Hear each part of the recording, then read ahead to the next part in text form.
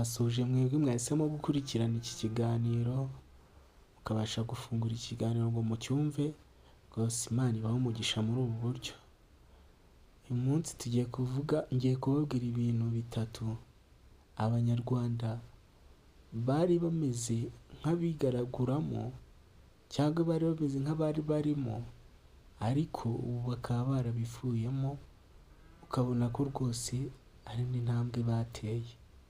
Ikintu cya mbere, kora subscribe. Nimba utarayikora rwose kora subscribe. Tugiye kuganira ku bintu abanyarwanda baretse byari bimeze nk'umuco mubi, ndavuga byari umuco mubi, ariko abanyarwanda bakabireka. Ubu ngubu nyine ukaba ubona ko nyine bateye indi ntambwe rwose. Ikintu cya mbere, uburyarya.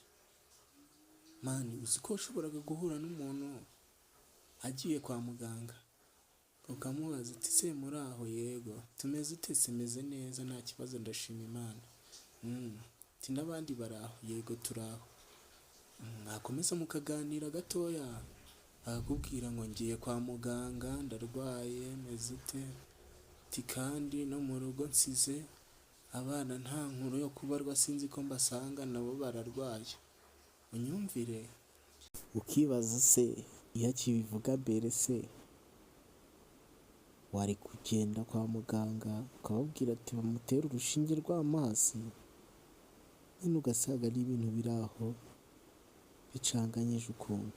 Ariko rwose ubu ngubu ucumira abanyarwanda ko mu mico nta hantu ikiri.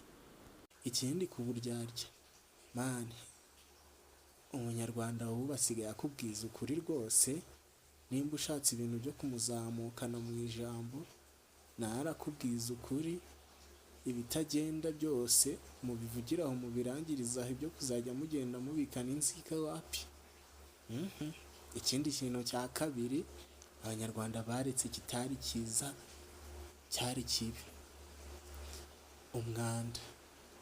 Mani, uzi ko umwanda nyine abantu babifataga nk'ibintu bisanzwe, nk'aho ari ikintu kitacika, ariko nyine murabona aho ibintu bigeze. Nyine umwanda waracitse pe, umwanda waracitse. Mani, mbere wasangaga abantu bafite imisatsi benshi, harimo inda, imvuvu, umusatsi utoga pe, wagira neza ngo kirazira koga mu mutwe. Ariko ubu ngubu ugasanga bagiye gutorana inda.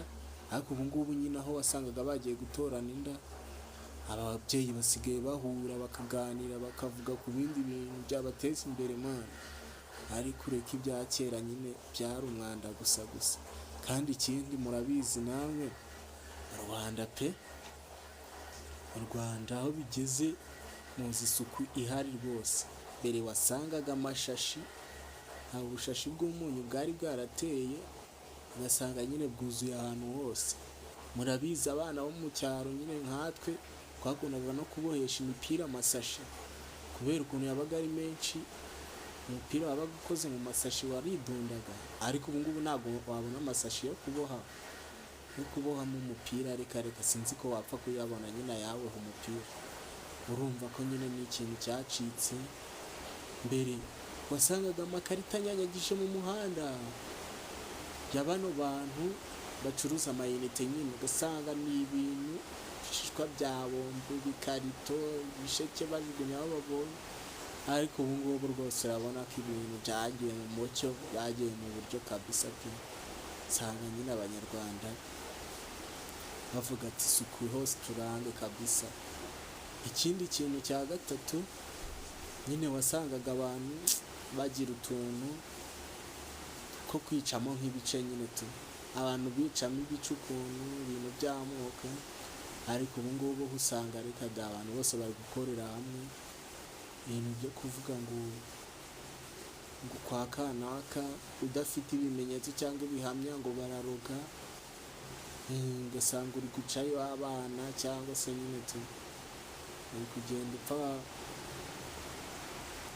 kugenda ahantu wikanga. Ibyo bintu rwose mu banyarwanda bimaze gucika. Nyine ntabwo byose byacika mu bantu bose, ariko hakeya abantu ahantu henshi nyine byaracitse, ahantu hakeya niho bisigaye tu. Ndabashimiye cyane rero abantu mwakomeje kunkurikirana nk'uko bisanzwe. Kora subscribe, like, share na comment niba iki kiganiro kikuryoheye, kandi nimba wumva nyine ari aho mbeshye cyangwa ari ikindi nibagiwe, cyandika hasi muri comment. Murakoze cyane.